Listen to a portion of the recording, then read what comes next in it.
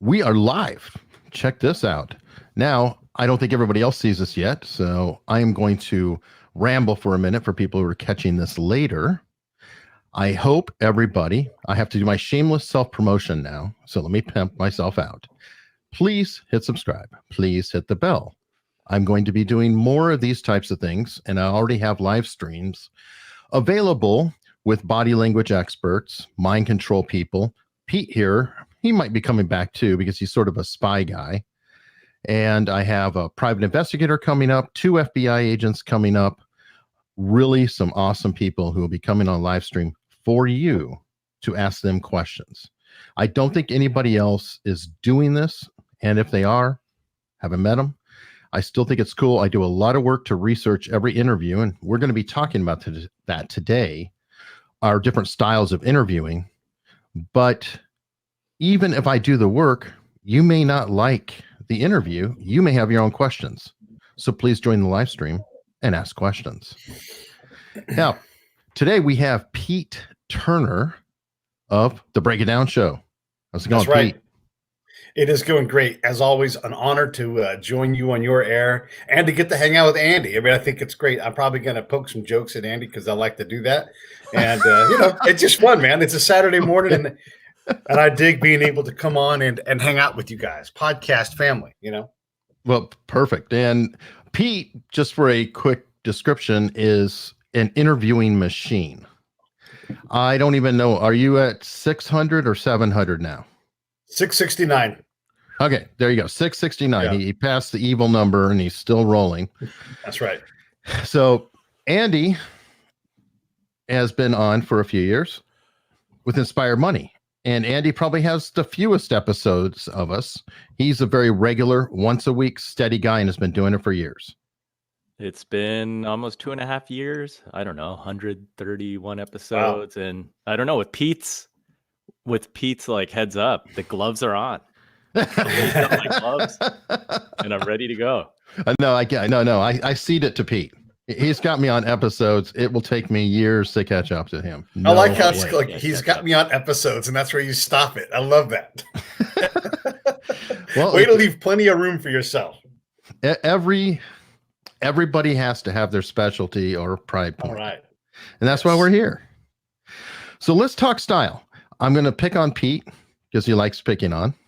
Let's do it. How in the hell are you churning and burning literally 4 to 5 episodes a week? Not 4 to 5. 5 episodes a week. There's no 4. It's 5. Even Christmas, let's just be clear. And I'm not kind of a spy. I am a spy. I mean, that is what I did. No shit, for a living. So look, how do I do it? To build an audience, you have to have a certain number of shows. I don't control what that number is. I don't control when those viral moments happen. And so my philosophy is to outwork the problem of audience building and discovery by being as ubiquitous as I can be. There's a certain benefit to having a large number of shows. And that isn't to say that I don't have high quality shows. So our show on Friday is ridiculous. So the idea behind putting out a lot of shows is I'm a professional. This is what I do for a living, and I have to find the time to do everything else around my job, just like anybody else. If I'm going to work 80 hours a week, I'm going to produce a lot of content. What about your audience, though? And this is where I want to push at you a little bit, because I feel like maybe you have a stellar show on Friday, for example. Mm-hmm. Well, that's over Monday. You got another show. I have a great one lined up for Monday, by the way. Well, that's fantastic. Yeah. But then by next Friday, it's already 7 shows ago. And I don't know about you or Andy, but I can't keep up. I can't keep up with the shows that are weekly right now because I listen to so many. I do so much research and I do these things. Yeah. I personally feel almost guilty. If I put down a slam bang show, I sort of don't want to release a show for 2 or 3 weeks because I want to let it build, let it percolate, work on the audience. And that is certainly an approach. It's just not my approach. I look at it. I get great guests all the time, and I look at the people that I'm trying to be like and emulate, and that's guys like Rogan and Corolla. Corolla does 30 plus hours of content a week.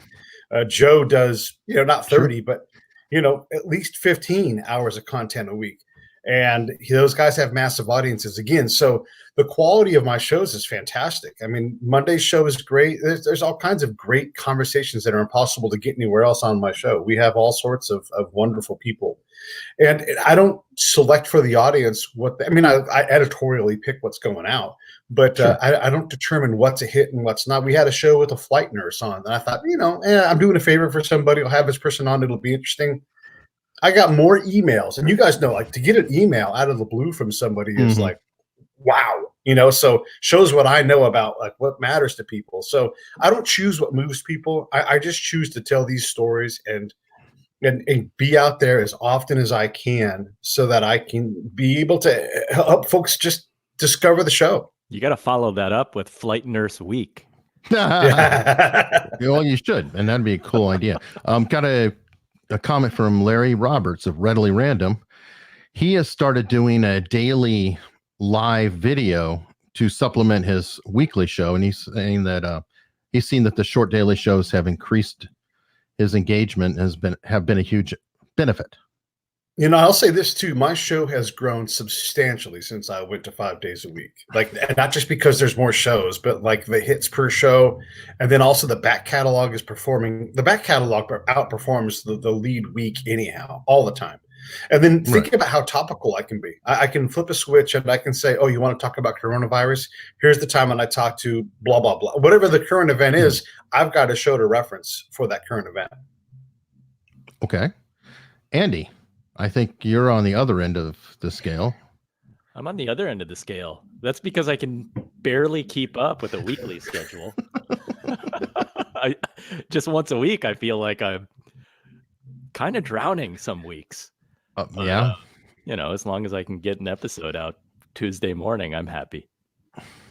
Okay. Well, and this all kind of works into our stylistic approaches as well. And I think that I'm on probably the extreme end of research. Pete's on the non-end of research, and Andy's probably leaning more towards my side of the coin. I'm not sure. Would that be a fair statement? I think that's fair.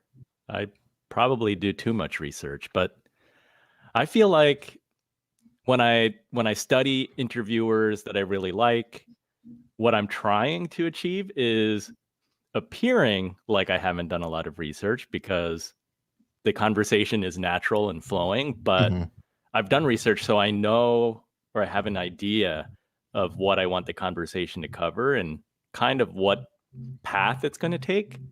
Although there are no guarantees, like conversation is a living thing. Oh, sure. And you can have a plan going in and completely throw out the plan and go a different way. How much of your interview do you actually publish? As in what percentage? Most of it. I would say probably 95% of it gets published. And that 5 to 10% is cleaning up. And it's more rare cases where I cut out sections that I just feel like didn't fit at all. Okay. And was it disfluencies, things like that? Yeah. That's all minor stuff. But I'm thinking about, are there times when I cut out like a 5-minute section that I say, this doesn't really add anything? I do that, but I would say that's not that frequent. Okay. And I would credit that because I do have a plan most of the time. Okay, so you have a basic outline, and that was something I interviewed, or my latest episodes with actually Jessica Abel, and she's worked with Ira Glass and Radiolab guys, all of them, and talked about interviewing, how the really seasoned journalists know when they go out there to get the tape, they have to know that they need what happened, why did it happen, and then they have to have the end line. So they, in a sense, have a narrative that they're seeking when they're going out there to begin with. Is that something that you're doing? For me, it's always evolving. I feel like, right, part of that is because I'm not a journalist. I haven't been trained to do this. So I'm learning by doing. And at the beginning, I was kind of trying to use the beginning part of the show to establish the guest's background so that it builds their credibility to the listener. And then I'm trying to hit maybe some key themes And for my show, I have a consistent opening question and sort of ending question, and then in the middle it can go anywhere.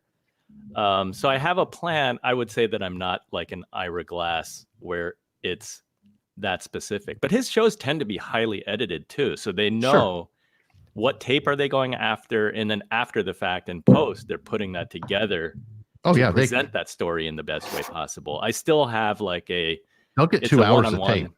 They'll get 2 hours of tape and cut it to 10, 15 minutes. Correct. I mean, our hours are all different, right? Because we're not editing to that extent, and it's more of just an interview and conversation.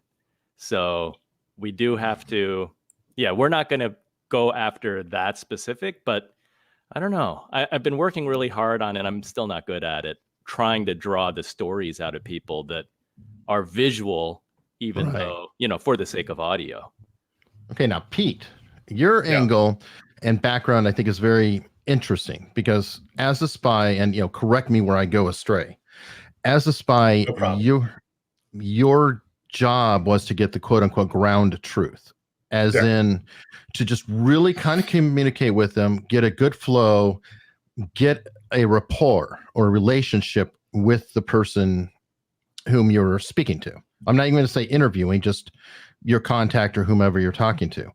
Now that in of itself leads to a very scattershot, potentially all over the place, because you want them to feel comfortable and you're kind of trying to get as much information from them as you can. Is that a fair? I mean, I think from your perspective, that is absolutely fair on how you describe it. Understand this, to say that I'm not prepared or not, ready for the interview would be not very accurate. I prepare quite a bit. I've got thousands of interviews under my belt in extremely trying and dangerous situations, cross culture, cross religion, conflict zones. I've done a lot of interviews. So when I show up, I know exactly what I want to do. And I'm not listening to the person, I'm not ignoring him, but what I'm listening is for certain things. And those are my levers. And that's what I'm pulling on to make the conversation be what it needs to be. So I don't need to, and understand this too, my level of preparation specifically for that guest is less important than my ability to communicate what that person is to the audience. So if I ask a question, I may know the answer to that question, but I ask the question not for my benefit, but for the audience to hear it. And then I play with time and I say that again. Like the other day I had Will Riley on and he said 70% of Black households don't have a father. Now I knew that fact already because he and I had talked before, and I said, what? Say that. So I almost perform like I am the audience. Say that again. What is that number? And he said 70%. So my level of preparation is that I'm completely comfortable in the uncertainty that comes out. Does it mean I hit the mark every time? No, of course, no one does. But I'm looking for, I liken it to like I'm like a river guide and I'm taking this person down the river. I'm looking for snags. I'm looking for areas that are interesting. I'm pulling back upstream when there's something really interesting. So my job as the host is to pull the most interesting conversation I can out of that person. That's how I approach it. And like Andy, I edit every show. I do the guest the honor of cleaning out the ums and ahs, and the little minor things. But for the most part, that show, like the intent and the content with which they speak is all there. Like 90+% of what they say, sometimes 100% is all there. But that's partly because I put a great show in the can on the first take, on the first try. So other than their ums and ahs, I basically never edit myself. I know exactly what I want to say. It's by design, and it's through a lot of practice. So I wouldn't advise this role for anybody else because I've spent a lot of time thinking about question asking, the order with which you ask questions. Think about this. Like if I'm going to go into a topic as a spy, right? I'm going to want to answer a big question. And maybe there's 25 big questions the commander wants to know, right? And so where are the bombs is always my example. Okay, where are the bombs? But really my job is to find out the unknown unknowns. That's the ground truth, right? So you could think of a question you would think of in your house, but when you're actually in the interview, in the moment, like I asked, there's a music producer, and I was in one of the most famous music production houses in LA. I was at the Village where they've made all of the albums. I mean, Dr. Dre's picture on the wall, Hardest pictures on the wall, Talking Heads, all these bands. And so I'm talking to him, and we were talking about acts that make it in the world, but not in the US. We talked about Paul Weller. I didn't know we were going to be there, but I listened for those moments, and I was able to pull a great response out of him because of it. Okay, when a couple things I want to cover on that one. Number one, you brought up the curse of knowledge, which is something that I think Andy and I face as well every time, especially because we're doing research and we're asking questions that are leading right down that path that we've already researched. We already know the answer before it's coming, and we could just say, yeah, right, I know. And boom, we just blew it on the interview. We have to act surprised or help actually merge through and shape that discussion. But as you pointed out, you've got to find out the unknown unknowns. To me, actual spycraft when you're in the field and an interview that you're going to be putting out, the skills are obviously transferable, but I would think that you're getting 5-6 hours or however long in the field in your spy role, and it's much wider and not necessarily perfect for cutting together as a show. And that's kind of where I was going, is how do you compare and contrast the two? Yeah. So understand this: when I encounter someone in the field, I don't know who I'm going to get, right? So I've got what I call magazines of questions. So maybe it's the farmer questions, maybe it's the conflict questions, maybe it's the government questions, and so I'm gonna put these different question systems into my conversation with those guys. And these aren't 5 or 6 hour long conversations. Sometimes they're 15 minutes. Sometimes, so it's catch as catch can. Right. So when I've got someone in front of me, if it's a music producer, I'm listening for original moments. And then so we're skimming across the surface, right? And then once I get to that point where I've heard something that I want to explore, I stop the conversation. I take hold with a closed question and I say, okay, let's dive deep into this conversation, because this is where nobody else is spending time. I'm going to give you an example. So I had on a guest a while back, and he was talking about his transformation to being an East Coast Jewish kid at a university to being the photographer for the NBA, all of it. And so he's like, then I moved out to LA, and I things started to fall into place. And I was moved out to LA. Like, what happened to this Jewish kid on the East Coast going to university? And how did you get to LA? And see this billboard that inspired something in you. And he's like, oh, my sister's Didi Khan. She was making grease. And so I hung out and I slept on her couch while she made, she was Frenchy in Greece. So here's this moment that I could have blown right by, because he was saying the thing he always said. Or Harold Bray, the guy who survived the USS Indianapolis sinking in World War II. There's those moments, and he tells me he never told his parents he was in this great catastrophe. It's these great before moments. You go too far, I want to cover that first one, because that actually made something pop in my mind. And Andy may have dealt with this too. How do you deal with, because some people would go down the path and they would absolutely hear that his sister was Frenchy in Greece, and they would just spend all their time talking about Frenchy and kind of overshadowing or blowing off the person to whom they are speaking. How do you cover or bridge that gap? And I know this is another line, but again, I'm popping on that because I'm very concerned about the guest feeling, this really is about them. It's not about, what was it? Andy, you interviewed somebody who worked for Gary Vee. Now, a lot of people are taking that opportunity to just say, oh, what does Gary do in the morning? How do you deal with Gary? And what does Gary think about blah, blah, blah?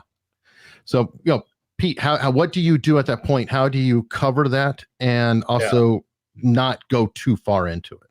Sorry for the interruption. So the next step is you dove deep into the thing you're listening for, and then you gather that context. And I'm looking for emotion and description at this point. Tell me what that was like. What else? Give me an example of that. These are my non-question questions, because I try to avoid interrogatives in these specific cases, right? So when you sit across from, like, I've interviewed Stuart Copeland and Andy Summers from the Police. You know what we didn't talk about? Sting. The fucking police. Yeah, or Sting. If they bring it up, I'm glad to explore it with them. But when I'm able to ask Andy, who is a true artist, and I'm able to say to him, who's out in front of you? Like, who inspires you in terms of art? Is there anybody near you? And he's like, no. And that's such a perfect question, because now it's a closed question, right? I want to see where he goes with that, because I'm trying to find a control point, and he's given it to me. No, he's so confident in his artistry. I can now get way out in front of that and really challenge him and pull him into an area he might not have gone otherwise. And he appreciates that. So yeah, of course, I'm not focused on Didi Khan. I don't care about Gary Vee. That doesn't impress me, and it doesn't impress my audience. So I'm looking for those things about that person. So they say the standard thing that they say, that surface level stuff, right? but then I want to get them off the surface into where they're really, truly great and really exceptional. And so the standard 1, 2, 3 ABC question and answer thing, that's not for me. Okay, Andy, to not leave the other subject, how do you handle it when you have somebody like, you had Weird Al Yankovic's lead guitarist? You could talk about Weird Al the whole conversation. That was episode 1. I really didn't know what I was doing on that one, but who does? I love this discussion because I think that we're all trying to really execute and achieve similar things, and there are different approaches, and it still works. And I love Pete's analogy that you're rafting down the river. I think that's what it is. I mean, this is like a dance, right? And I think the key points are that at the top level, as a podcaster, as like a producer of a show, you're trying to be entertaining, educational, or inspiring. And then below that, you're talking to a guest, and there's going to be some kind of story arc or shape to the interview. And within that, below that, you're trying to extract takeaways and teachable moments for the listener so that they feel like they got something out of it, right? They want to be entertained. They want to learn something, and it's fun. So we're all trying to do that, making the decisions about what you're trying to extract out of the conversation. What topic, right? If I'm talking to Weird Al Yankovic's guitarist, am I talking about when did he learn playing guitar? Am I talking about what is it like working with Al? Those are all kind of choices that you can do like pre-interview in your mind. You're trying to map it out. And then in the moment, that dance is still taking place, probably even more so than beforehand, because as I said, you can plan a lot, but then when you're talking to someone, they mention something like Frenchie from Greece, and you're like, oh man, I got to pick that up go somehow. Back to that and highlight that and see what, and part of that, like there are two things, right? Because you are, as the host, you're the advocate for the audience because they can't speak. Right. So you're trying to think on behalf of the audience, what do they want to hear? You're trying to anticipate what do they want to hear. But you, as the host, you also have curiosity too. Yesterday, I did an interview with two business guys. They're business partners. They have like a flooring company. These guys are Russian. They immigrated to the United States with they each had $200 in their wallet and have since grown this business. It's like a great story. But early in the interview, it came out that they had met in high school and college. I think they met in college. And that there's this Russian comedy thing that is very common in Russia, like in the 50s and 60s. And I think that they must have met like in the late 80s.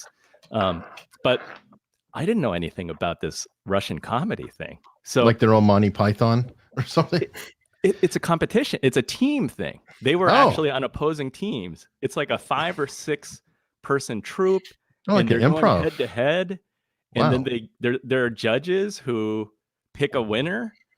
And it was super interesting because this is like, well, that's more interesting than flooring for sure. The Union was failing. So they're like in Soviet Russia and they can't really talk openly about politics or criticize the leaders. But within this comedy routine, a lot of the topics are political. So there's all that, like I found that interesting too. So I ended up, this is in the moment because this is during the conversation and I need to make a decision. Am I going to talk about the business? And for my podcast, which is about money, that's more relevant. But I was so curious to learn about this comedy. I think in retrospect, I probably spent a little too much time on the comedy because the time, you have a limited period of time where this conversation, like I'm not doing a 2-hour Joe Rogan interview. Right. I'm doing 40 minutes. So every minute counts. But were you satisfied? I mean, I need to listen to it again, right? Because sometimes in the moment, I'm not even sure. Like people ask me right afterwards, was it good? I'm like, I think so, but I'm not even sure. And then when I listen back, hopefully I'm pleasantly surprised and I say that that's good. Sometimes I think that a lot of the time that does happen. Occasionally, you play like Monday night quarterback or Monday morning quarterback. Thank you. Yeah, not really Andy is our sports representation. Yes, I don't have a sports podcast. So I love being critical of myself, listening to the tape and hearing, like, are there moments when I listen back and say, darn it, I missed such an opportunity to ask a follow-up question there? Or did I actually ask the question? I'm like, then I celebrate. I'm like, yes, as a listener, that's what I'm wondering. That's And a perfect thank God I segue. asked the question. That is a perfect segue, because I go through this angst, and I wonder if you guys do too, where I'll do an interview and just be like, ugh, I just don't know. I just don't know. It felt stilted, or it felt awkward, or just the timing didn't feel super great. Then, I let it sit for a month before I even get to edit, and I listen back. I'm like, no, that's not bad. Or I'll listen to something and I'll think, oh, it's pretty good, but I don't know how the audience is going to react. It's not really, in line with what's been popular. And then it goes really well. Or the reverse. I'm like, oh, this is going to break me in the top. I mean, This American Life is going to be quoting me as, a correspondent, because this is such a brilliant, conversation. And then it's going trickle, barely hits it all. Have you guys found that? I think that's a common thing amongst any kind of artist, whether you're a producer, musician, whatever it is. You prove to yourself throughout your career you have no damn idea what is going to be a hit and what isn't.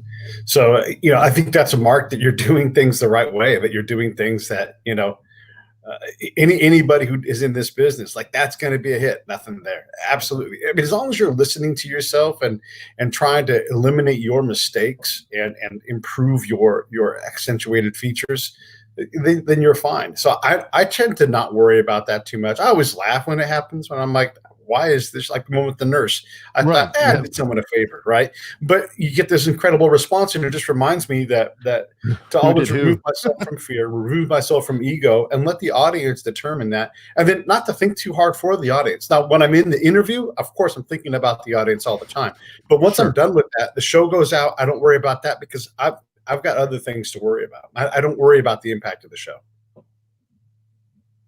And I cannot predict which show is going to do well. I mean, as the creator, you're just trying to do the best that you can. It's incremental growth, right? Like, I'm just hoping that the next episode is just a little bit better than the last one, and continue and keep building on that.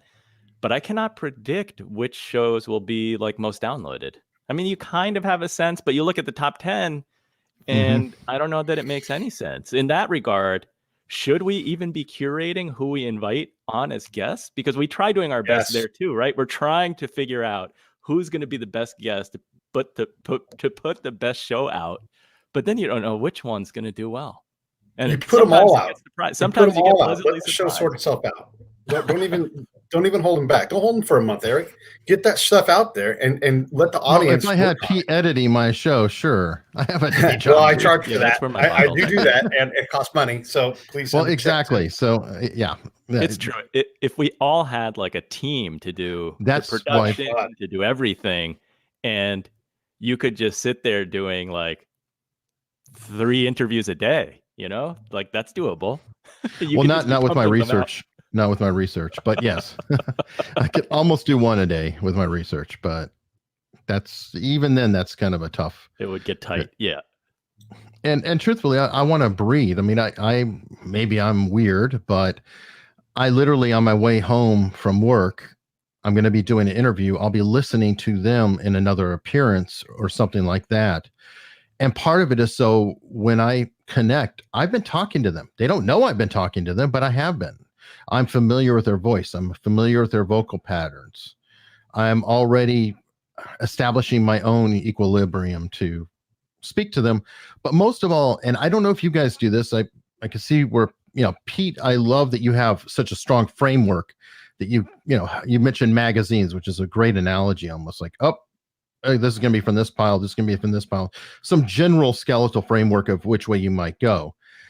I'm very, very, God, I can't think of the right word, but it's like very craft oriented to the specific person. I'm very bespoke, if you will. Every episode is very bespoke. It's specifically for that one person. And I will sit there and think personally about, what is it that I feel from them, from this research. How do I feel about them? What is kind of impacting me, or what do I think is odd or different? And I'll kind of try to go out the gate figuring this out. And with Jordan Harbinger as an example, I use him a lot. I had done so much research on that guy because he's a big time podcaster early on. But the more and more research I did, one, it's very difficult to come up with original stuff when everything's been asked. And while I was thinking about all that, I finally came to a strange conclusion. He's probably an even better guest than he is an interviewer. And he built his show on being a guest, in my mind. So that all of a sudden I said, okay, now here's my direction. And my long meandering monologue here. Do either of you guys do that? Just kind of sort of try to distill everything down to say, here's my angle. Here's my direction. You can go first if you want, Andy. I don't want to always be the one yakking. What do you mean, Eric? Like going into the interview, especially if there's so much out there on them, I feel almost like I'm at sea. I'm, curse of knowledge. I don't know which way to go with it. And sometimes when I research, I'll deliberately find the oldest interviews I can find with them because I feel like they're less polished back then. And you can feel a little bit more of, how they were discovering themselves. So you can kind of compare early on to now and then get a vibe about them. I am always trying to find what is the angle. Yeah, and I mentioned Jordan. Jordan trying to go in with a plan. Sorry. Yeah. Okay. I'm always trying to go in with a plan, and I'm kind of having this debate in my mind up until the moment that the person's talking to me. I don't know. I don't know what the answer is. And I definitely have struggled with, there are times when I did a lot of research. I read the guest's entire book. Mm-hmm. And then going into the interview, I'm like, how do I want to frame this? How specific do I want to get? I have an opportunity to dig really deep and get detailed, but then I'm thinking, well, the audience hasn't done all that research, so I got to back up 8 steps. And then maybe because I did do the research, I can take the opportunity later in the interview to get more specific. But I always have to work out, where am I? Where's the audience? Where do I want this to go? And in your example of Jordan Harbinger, that's a good point too. If you have a guest who has appeared everywhere and you're doing your research and you're like, some of that research is well, you're trying to figure out what do you not want to cover because it's been covered 100 times or 1,000 times. And those are all choices. And I don't know what the right or wrong answer is, because you can have a listener who hasn't listened to those thousands of interviews and they don't know anything. So it's what do you want to cover? Do you want to cover a little bit of that, or do you want to ignore that completely? Those are all choices that you're making. And some of that's beforehand and a lot of that's on the fly. I find that the hardest time is making these decisions on the fly, because you're trying to listen, you're trying to figure out where you're going to go next. And all of that sort of going through your mind. You're like, what do I want to present for the audience? Because you're the guide. As the host, that's your responsibility. You brought up a good point about the hundreds of questions and what not to ask. And I think as a rule, and I definitely want you on this too, Pete, for both. I'm going to pile it on you. All right. As a rule, I feel like if there's something impactful or super important about the guest, you kind of have to cover that, at least to a point, or everybody listening is going to be like, who is this guy? No. If they're well known, especially, then the audience will be like, I can't believe you're not talking about this thing that they're famous for. Yeah. What's up with that? I mean, I had Christina Lennon on. She hypnotized Simon Cowell. She's super famous for that. If I did not cover what happened during that incident, a lot of people would be listening going, what? You didn't even mention it? So I kind of think there is definitely a balance there where sometimes you may not go deep on it, but you got to at least skip by it, or have it there. Pete. Yeah. So when I'm consulting podcast clients, and talking about hosting, because look, there's a lot of people that tell you how to do a podcast, publish on this place, publish, do this, buy this equipment. That stuff's largely known, but the hosting part of it is a different thing. And what you guys are talking about are aspects of what I teach. So there's three things that you have to keep track of when you're hosting. One is what does the show need? What does the audience need, and what does the guest need, right? And so, yeah, if they've written a book, maybe I've read a little bit. I'm just looking for something to hang on to with the book. Sometimes I read the whole book if it really grabs me. Not that the books are bad, but listen, I don't have time to read all the books. I've got a stack of books in my case over here that I haven't read that I would love to. Just don't have the luxury of the time. But I do dive in enough to go, this is the direction I want to go, or at least more accurately, regardless of who the guest is. I need to be prepared enough to know that no matter what happens, I am ready to respond to this guest.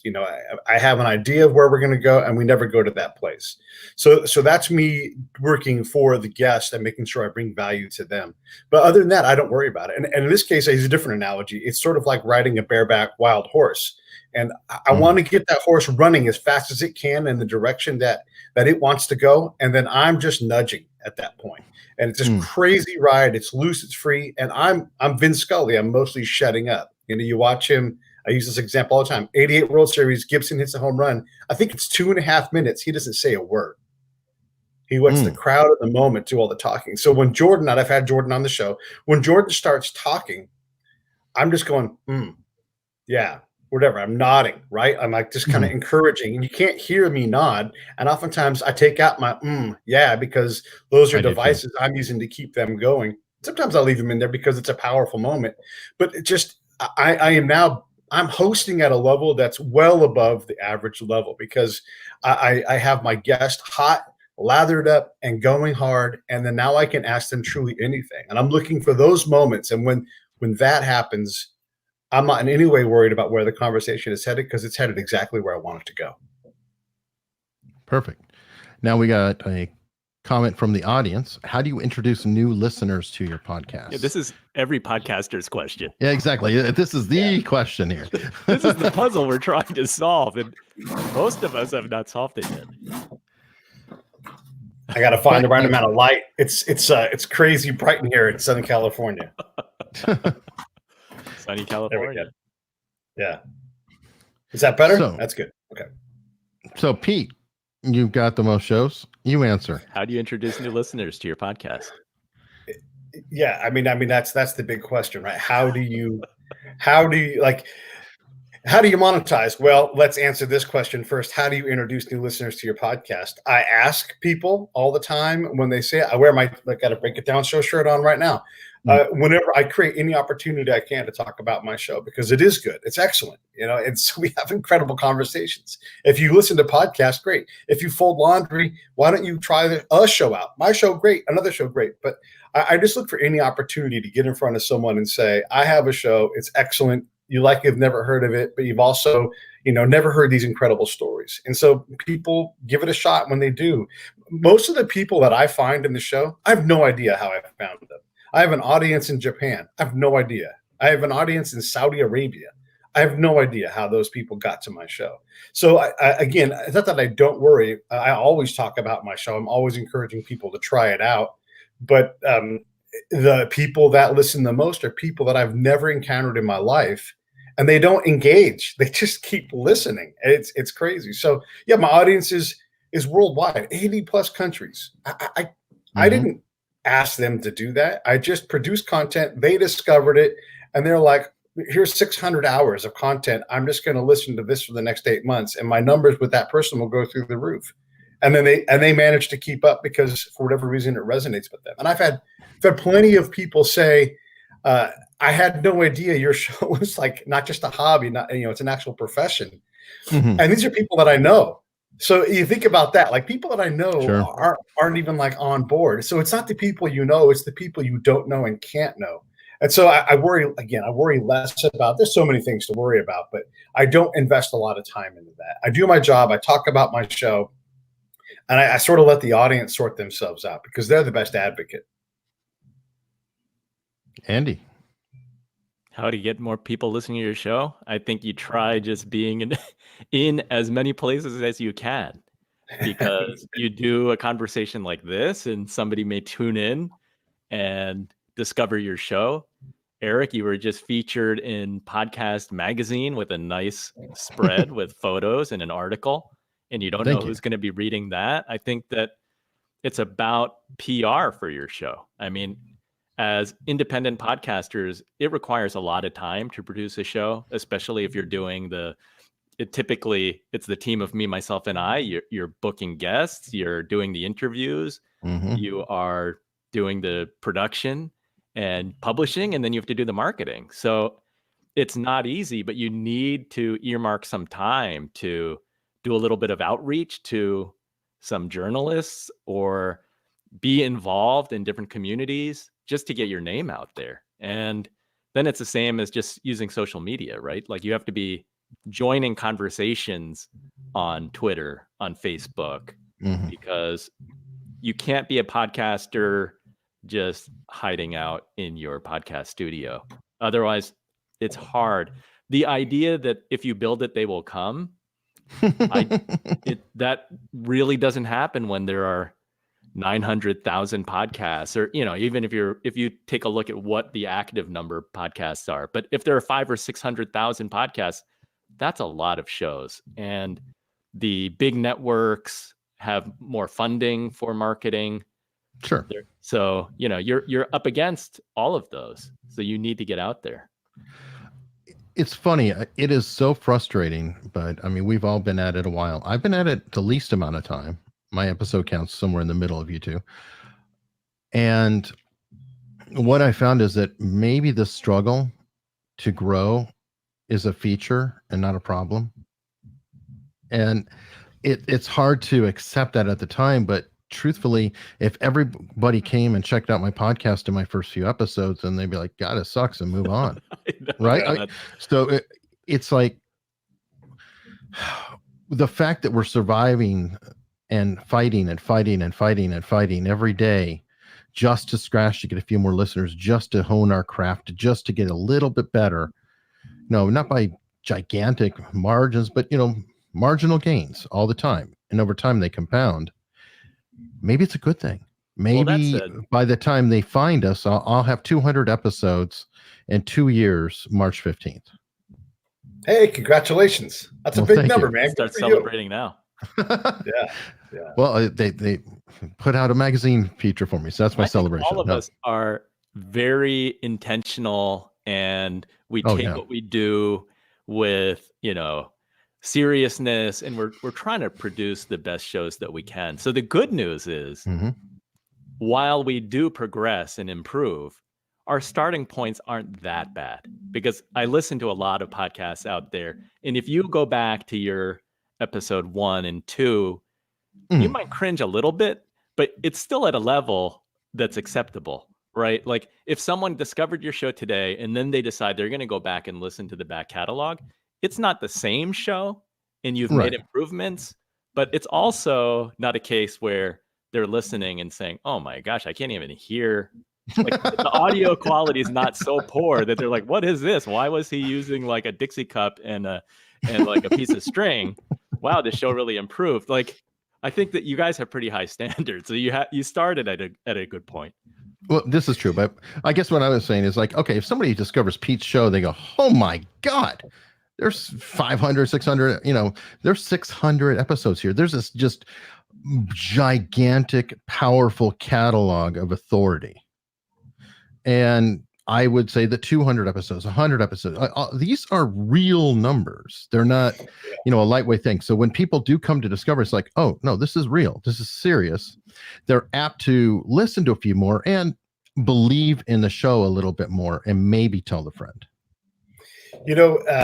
I use tequila as an example when I explain these things to people, right? Okay. Hey, Blanco's great, but I need some sweet and sour to go with it. I'm not going to sip Blanco ever, right? And so Reposado, Añejo, now we're getting somewhere where I'm going to go, this is really wonderful. I'm really enjoying this. And I'm surprised, like, oh my gosh, you sip a good tequila, that's a totally different experience. And like Andy said, like, the ability to stay around as long as we have means that we've adapted and we've improved our show incrementally. Our first shows were wonderful. We came out of the gate so strong with incredible guests. The lead singer from Tony, in our first top 10, Jim DeFelice, who at the time had American Sniper busting out on the scenes as the #1 movie in the world in January, and it's a #1 times bestseller. So all of these incredible guests, the guests, they're not the answer to the equation. It's this constant improvement that Andy referenced. You have to always improve, and if you can't, then that's when you get sloughed off of the pile. If you look at my show without considering anything else, yes, there's a lot of them there, and that of course is important. Yes, the guest count is there, but of the 900,000 shows, I'm well above the first percentile because my show makes money.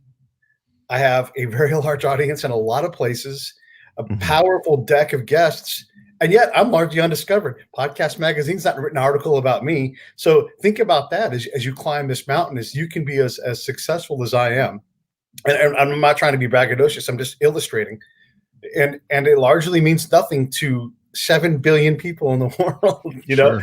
I mean, I have a lot of downloads. My show is absolutely doing wonderful, and I would be tickled pink if I told myself 6 years ago that this was coming. And the experiences of my life, oh my God, I can't. But go ask 100 people if they've heard of me. 99 of them are going to be like, who? What? Does that guy have cancer? They wouldn't know who I was or what I was. And that's what you're looking at. That's if you are a podcaster down the hill from us, you're looking at that. Like, how do I get discovered in an ever increasingly crowded place? It's not a big fish in a small pond. It's guppies in an ocean, and some guppies get big, and you can't control. All you can control is how you adapt, like Andy said, and improve. You can't control your discovery. Yes, you can put effort into talking to reporters and continuing to create new content and trying new things, but that's all part of that adaptability. If you don't adapt, you don't have time to do it, then your show is going to stay at the level that it's at. And that's fine. Maybe you're just building a catalog of knowledge in your profession. And that is the goal of the show. That is great to have that basic goal and let the discovery part sort of take care of itself. I have a question for you guys. Let me preface by saying that I have an episode, it's about 10 episodes ago, where I interviewed the football coach, Bill Courtney. And you guys have now discovered how poor a football fan and unknowledgeable I am. But Bill Courtney, he was the subject of an Oscar-winning documentary, Undefeated. I heard him on Noah Kagan's podcast where he was interviewed. And I think Noah did a great job covering the story about how this high school football coach had a documentary made for him about him. And then it won an Oscar. And then he wrote a book. So I was really excited to talk to him. I watched the movie. I read the book. And I was really conflicted. I didn't know, because I didn't want to repeat Noah Kagan's episode. Yeah, but the story of the football, because he volunteered for this underfunded inner city football team in Memphis that was hadn't won in 10 years, and he turned it around.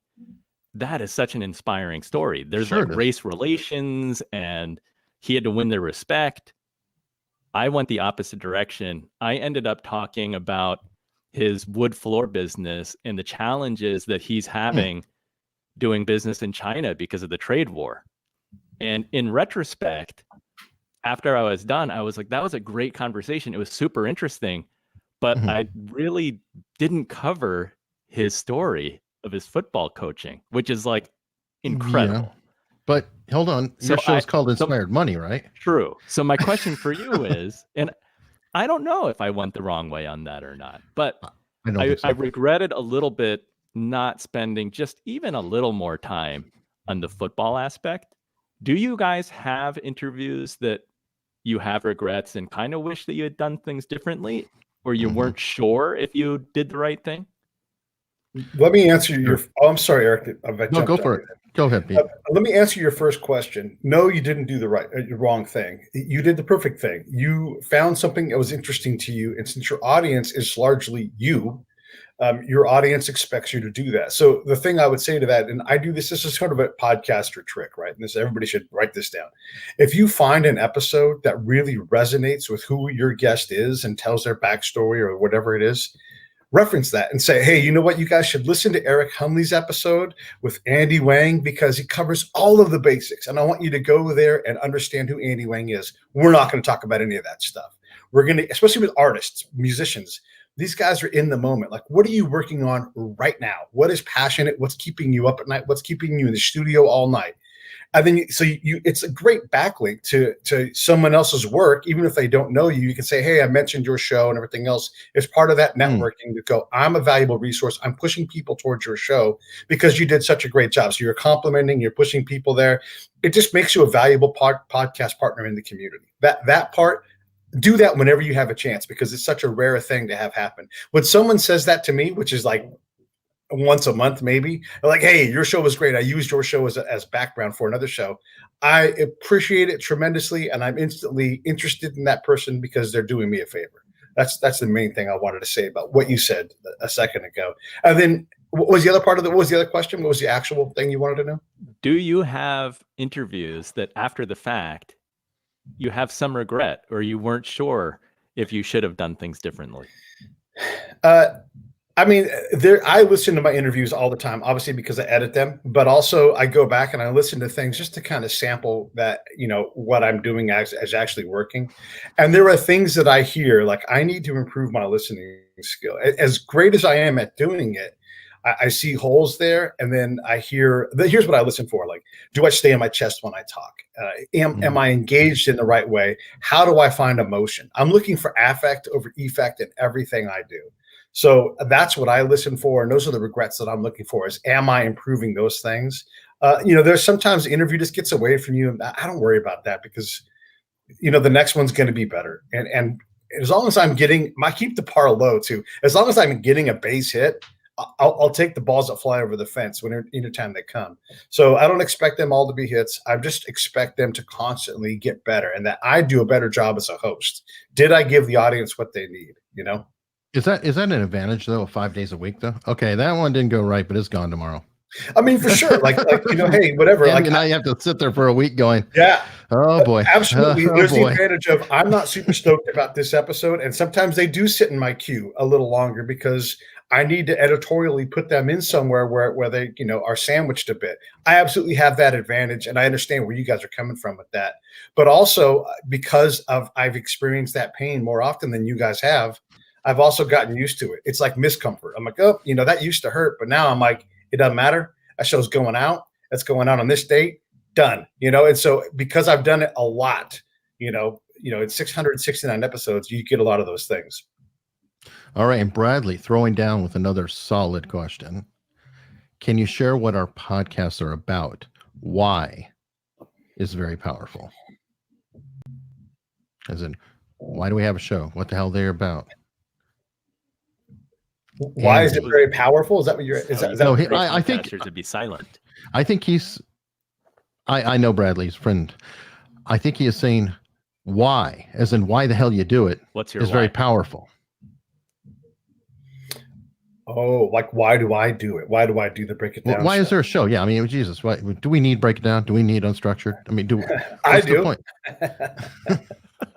I need my show. My show increases my ability to make money and have a wonderful life. I don't make any kind of money, but I do make money for my podcast. It is my profession. So yeah, I have to do the show because I get to meet incredible people and they become my friends. All of my people in my network that are really, really tight with me now are connected somehow to my podcast. It's an incredible thing. So that power is the value that the show creates for me makes my life more worth living. And as a vet with PTSD, I need to have as much value in my life as I can so I don't, off myself. So for sure, meeting great new people is keeping it light. Andy.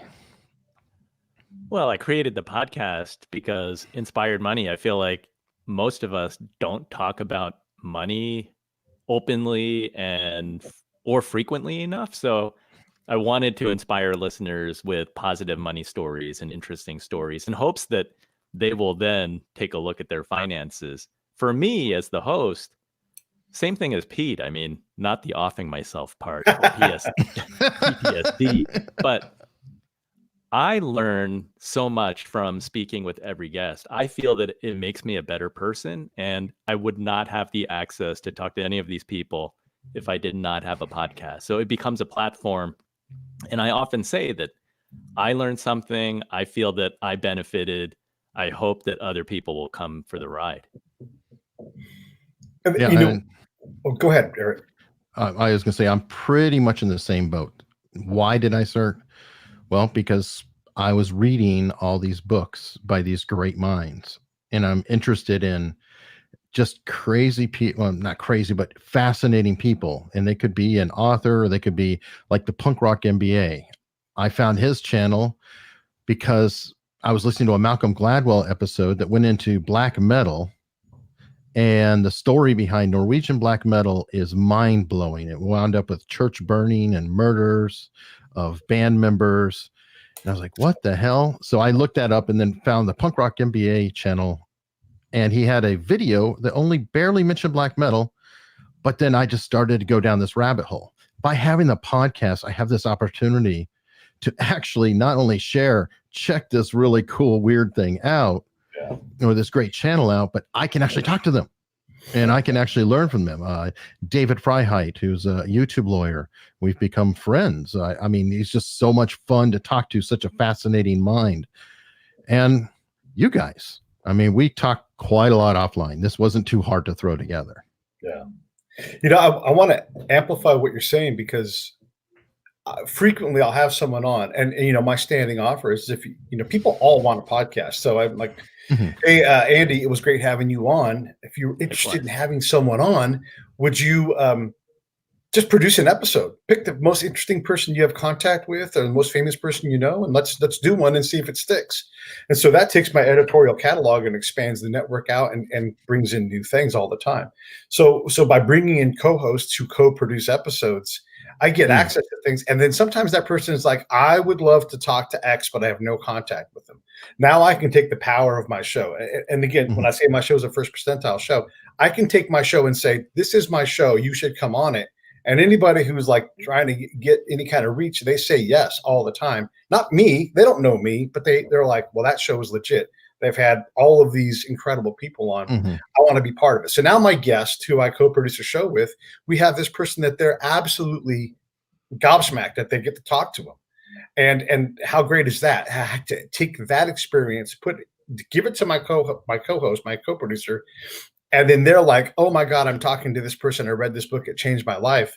I want to capture those moments. I mean, the interview is great. Yeah, let's do that. But I'm looking for those moments. So like, if you have a professional podcast and you want to get to the keynote speakers in your industry, whatever your industry is, you have a podcast, you can bring people on it. Even better, get a guy with a podcast who will produce it for you, like me. And now you're like, come on my podcast. It's called the Break It Down Show. And then the person's like, yes, of course, I go on podcasts all the time. I'm a keynote speaker. What show, So you have the ability to do that. So what my show is about is life. We illustrate life, and we do things like this where we let people talk to incredible people. And that experience, it just comes right across the show. People are like, holy cow, this is an incredible conversation. I'm so glad I was there. And I'm leaving it alone. I'm letting the guest who's like desperate to talk to the person who's desperate to talk to them, and get the which hell out. I love. You're subcontracting some of the heavy lifting there, which I love. I work hard. I don't want to work that hard.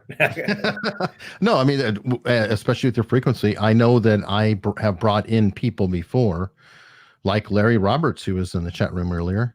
He knows all about UFC and MMA, and I know as much about that as Andy does football. Thank you so much. Honestly, because I had Larry there with the person I was interviewing, I was interested in it, but then Larry started to swap and talk back and forth with him. Well, it turns out that not only was he an MMA coach or UFC coach, whatever, he actually was in the corner of a fighter who was fighting at UFC, whatever the number was, that weekend. Wow. And that came out because Larry was there. Yeah. I wouldn't even have known, to go down that path. And that not only was powerful to come out, it shifted my editorial schedule. And that was my fastest growing show to that point. So I love what you're doing, Pete. I love that you're doing that as a strategy. And now I'm going, who can I recruit? Yeah, you should do it. Recruit me. I'll bring someone on and bring Awesome. an expert in to talk on an expert topic with another expert. Easy money. That's just money sitting on the table. All you got to do is go, hey, you are an expert in this. I'm going to have this guy on. Would you please? And they're like, of course. So now you have these two people that are desperate to talk on the show, talking about what they love to talk about. How easy is that? Oh yeah, I totally love that. So I'll have to bring you on with Greg Hurwitz. Hey, I have one more Perfect. question for you guys before we part ways. Yes, sir. You guys have, each of you, especially Pete, have published a lot of episodes. How has your interviewing style changed, if it has, since episode 1? Well, for me, it hasn't changed all that much. It's more a realization of what I was doing and turning it into a system. You know, as a spy, I've always had to ask the right question at the right time because you don't have time to go back a lot of times. You meet someone one time.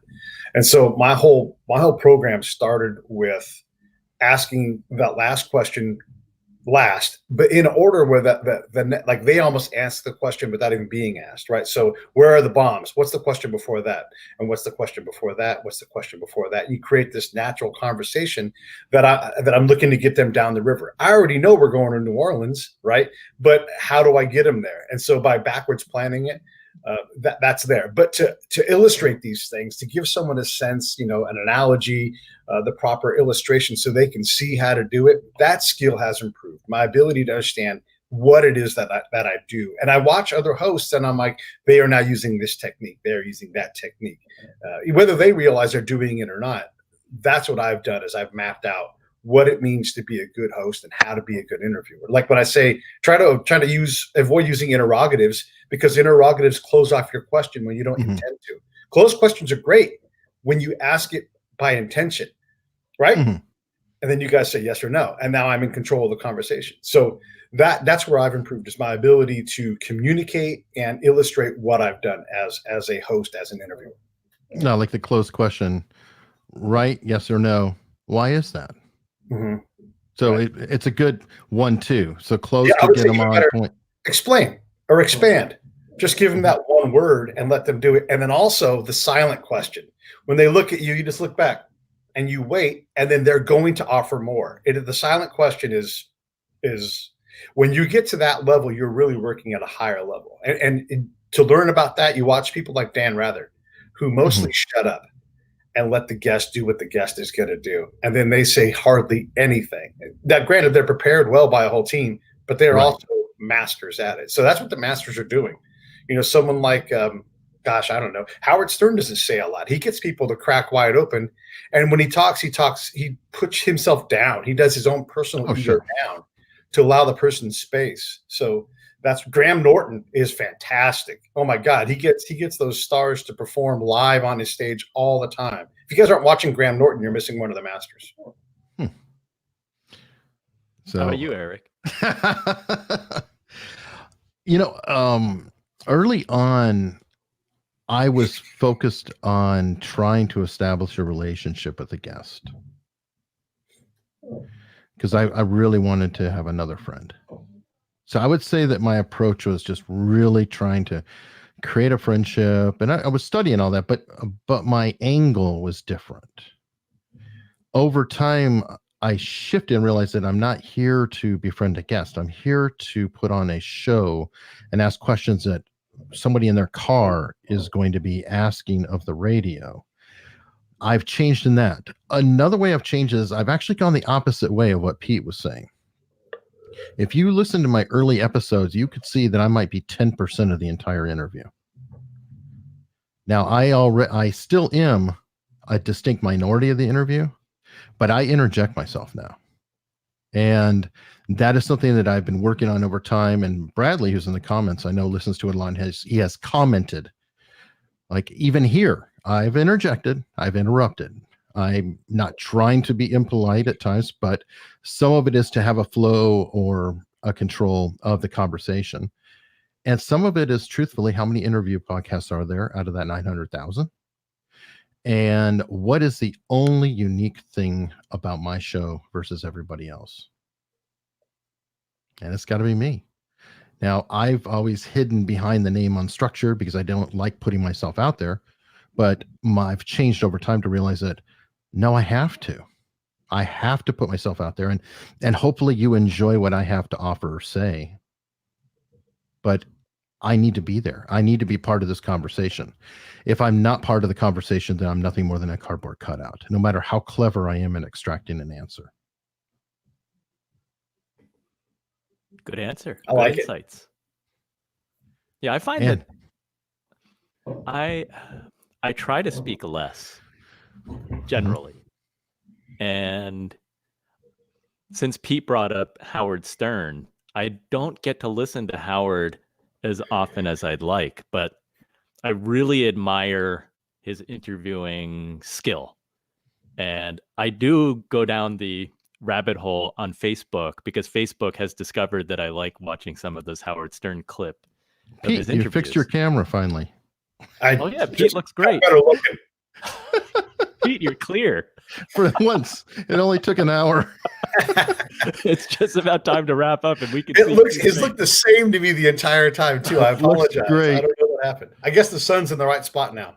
What I admire about Howard, and I think that I am nowhere near there, is that Howard will ask the tough question. He'll go to where he can. It's the tough question that the audience does want to know, but frequently people are not asking that question. Well, he can. But part of it too is Howard Stern is coming from this stature point that none of us have. We can try to get around there and we have to manipulate our way into it. True. Howard can flat out ask it. And he's got his sidekicks who are laughing with it. And when you go on Howard Stern, you're expecting, hey, he's going to ask me this uncomfortable question. And if I don't answer it, I'm going to look like a dick because Paul McCartney answered. Yeah, George all these famous, they all answer. Has talked about when he goes on as the sidekick, his partner is like, why are you telling Howard all these personal things? And he's like, if I don't answer honestly, Howard's just going to keep like digging at me until he gets it out of me. So I might as well just answer. Right. And what, are you going to walk out of there? That's Howard Stern.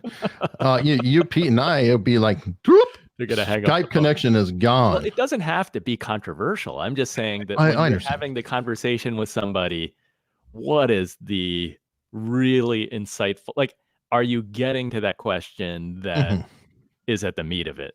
And sometimes because we're being polite, you don't go there, like, I'm not saying to be rude. I'm just saying, like, I understand. when you boil it down to you're having this conversation, what's the best question that is going to elicit an incredible story or insight? And it's easy to ask like the softball question and not go there sometimes. You can also take that question and let the person know you're teeing it up for them. And you'll hear me say, I don't know, once a week, maybe once every other week, I'll say, I'm not going to be able to ask this in an elegant way. So I'm going to ask it the way that I can. Or I'll say, I know you can take this and the audience wants to understand this. Yep. So I let them know this is coming. And because ultimately my show is not about confrontation, it's about giving the person the chance to speak, but I do owe it to the audience. And so like when I ask a question, like, what kind of money do you make? I don't want to know the number, but like, is this relaxing and do what you want money? Is it more than that? And so that's a very delicate question. As Andy said, people don't like to talk about money, but I'm able to ask someone because how much do the Black Crowes make on their music, on their back catalog? They don't seem to have to go on the road. Is it that much? And they're like, if I'm careful, I live on a very tight versus in your prime days. You're not asking for a number, but when you were on top of the charts, how is it now? Is the back catalog sustaining the same basic lifestyle you grew accustomed to? And then they'll tell you incredible things because you've asked in a way that allows them to talk about the topic in a way they're comfortable talking about it. Mike Wallace's way works, but that's just not what I want. I'm not trying to be confrontational. I'm trying to be conversational. We're not journalists. I think that's part of it. Is we're not journalists, and I don't think we're commentators. So we're not coming in with an angle of, we have an agenda where, okay, we're this political party operatives or whatever, or we have this viewpoint we're trying to push. We're actually trying to extract information from the guest and hear their story, which we find interesting. I would say we are journalists, though. We are creating a journal of life in whatever topic we choose to create it. And you don't have to have an agenda to do that. I mean, everybody has some sort of an agenda, but mine's not political. Mine's more just standing up straight, letting the left talk, letting the right talk, letting this brilliant person talk, and just being a microphone for that. And that's my form of journalism, is to illustrate life in all forms and let the person talk. We've had Monsanto on the show. You can't even get Monsanto to talk publicly about things, but we were able to get him on because we weren't trying to do a gotcha interview. How boring is that? Everybody's done that. Here, drink Roundup. Sure. Are you crazy? Come on. You can't ask questions about legal cases, but you can say, why do you exist? And then they'll say this: we hire the best PhDs in the world on agriculture because we're desperate to solve some of these problems. And farmers come to us with problems they can't solve. We start with the basic agricultural process, and when that fails, then we finally go to GMOs because the world needs papayas.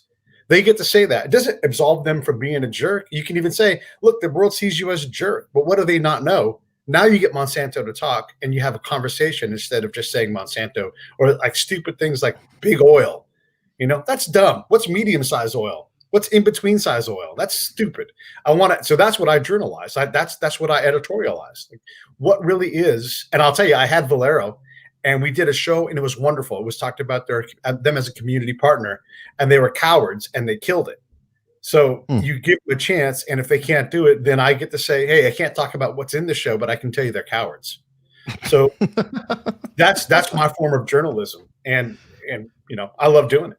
I just want to remind ourselves and the viewer who's tuning in today, I think one of the beautiful things about about podcasting as a medium is that it's not live radio. So we can experiment and take risks that on radio, because you have to fill the air and it's live, that you cannot do. We can experiment a little bit and be creative in our questioning. If it falls flat, you're just going to edit it out. You know what I mean?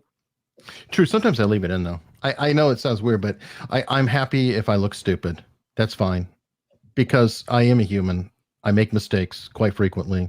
Yeah. And let me share that. I want them to know, hey, no, this is me. I'm an idiot.